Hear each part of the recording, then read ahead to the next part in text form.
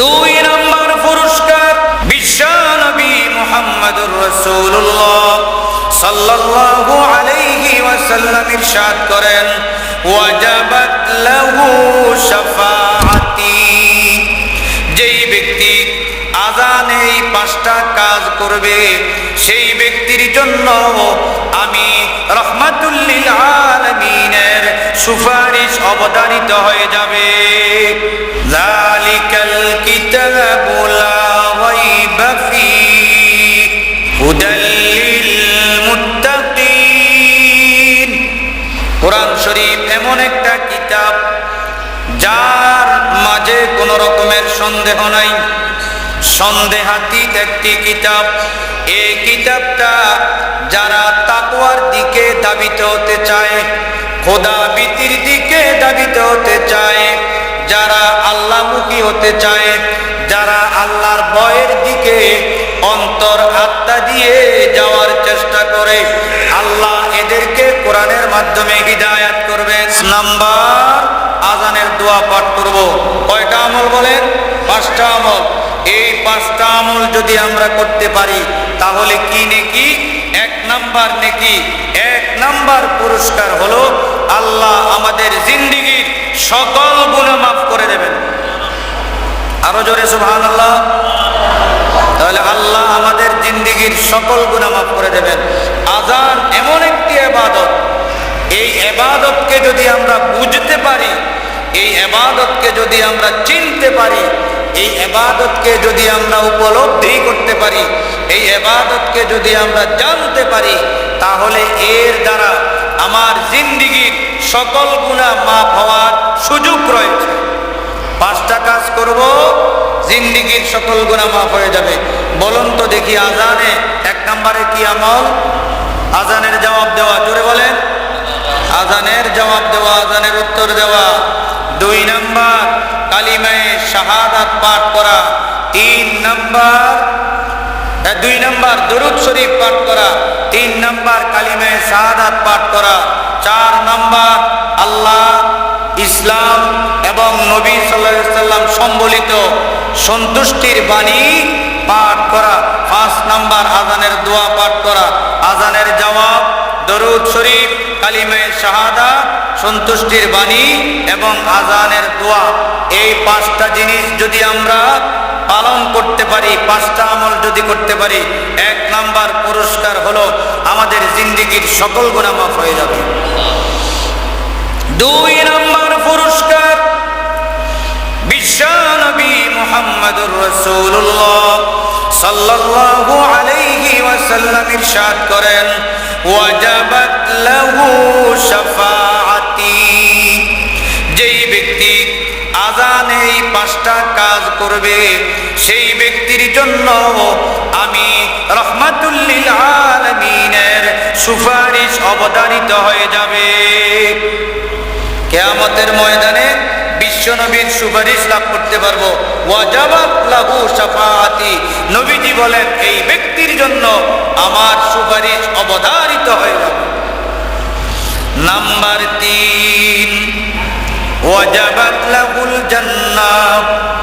আযানে যেই ব্যক্তি পাঁচটা আমল করবে আল্লাহ পাক এই ব্যক্তির জন্য বেহেশত অবধারিত করে দেবেন। বেহেশত অবধারিত করে দেবেন। আযান সংক্রান্ত পাঁচটা আমল আমরা করতে পারবো। তিনটা পুরস্কারের কথা বলেছি। চার নাম্বার পুরস্কার, যারা মুয়াজ্জিনের আযানের জবাব দিবে, দরুদ শরীফ পাঠ করবে, কালিমায়ে শাহাদাত পাঠ করবে, কালিমায়ে রিদা সন্তুষ্টির বাণী পাঠ করবে এবং আযানের দোয়া পাঠ করবে, কিয়ামতের ময়দানে শুধু মুয়াজ্জিনের গর্দান লম্বা করে দেবেন তা নয়, কিয়ামতের ময়দানে যারা এই আমল করবে, পাঁচটা আমল করবে, তাদের গর্দানটাকেও আল্লাহ দীর্ঘ করে দিবেন। শ্রবণকারীর গর্দানকেও, শ্রবণকারীর ঘাড়কেও আল্লাহ কিয়ামতের ময়দানে দীর্ঘ করে দেবেন, লম্বা করে দেবেন। সুতরাং মুয়াজ্জিন যেমনি ভাবে জান্নাতে যাওয়ার সুযোগ আছে, আমরা আপনারা যারা আযানের জবাব দিব, আমরা আপনারা যারা কালিমায়ে শাহাদাত দরুদ শরীফ পাঠ করব, কালিমায়ে রেদা সন্তুষ্টির বাণী পাঠ করব, আজানের দোয়া পাঠ করব। আল্লাহ আমাদেরকেও আমাদের ঘাড় উঁচু করে দিয়ে জান্নাতে যাওয়ার সহজ ব্যবস্থা করে দেবেন। শিখবেন তো ইনশাআল্লাহ, আমল করবেন তো ইনশাআল্লাহ। তাহলে আজানের ক্ষেত্রে যদি আমরা আমাদের জীবনকে ইসলাহ করতে পারি, সংশোধন করতে পারি, তাহলে আল্লাহ পাক আমাদেরকে 5 ওয়াক্ত নামাজ সঠিকভাবে আদায় করার মতো সুযোগ করে দেবেন। যালিকাল কিতাবু লা রাইবা ফীহি হুদাল লিল মুত্তাকিন। কোরআন শরীফ এমন একটা কিতাব যার মাঝে কোনো রকমের সন্দেহ নাই, সন্দেহাতীত একটি কিতাব। এই কিতাবটা যারা তাকওয়ার দিকে ধাবিত হতে চায়, খোদা ভীতির দিকে ধাবিত হতে চায়, যারা আল্লাহমুখী হতে চায়, যারা আল্লাহর ভয়ের দিকে অন্তর আত্মা দিয়ে যাওয়ার চেষ্টা করে, আল্লাহ এদেরকে কোরআনের মাধ্যমে হিদায়াত করবেন। 1 নম্বরে যখন আজান দাতা আজান দেবেন, মুয়াজ্জিন যখন আজান দেবেন, আমরা আজানের জবাব দেব, এরপর বাকি 4টি আমল করব, তারপর আমরা নামাজের দিকে এগিয়ে যাব। আল্লাহ রাব্বুল আলামিন মুত্তাকিদের গুণাগুণ বর্ণনা করেন।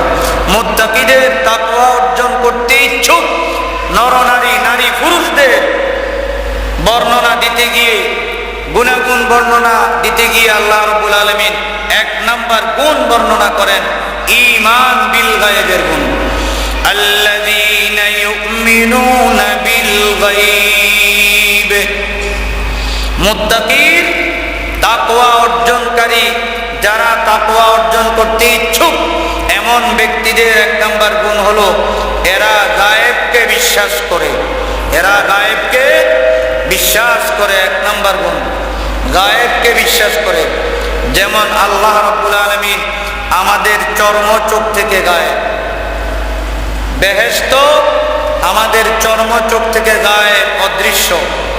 কবরের আযাব, কবরের বিভিন্ন নাজ ও নেয়ামত, এগুলো সব আমাদের চর্ম চোখ থেকে অদৃশ্য, গায়েব। মরণ, মরণের কষ্ট, মরণের শান্তি, এসব কিছু আমাদের চর্ম চোখ থেকে অদৃশ্য।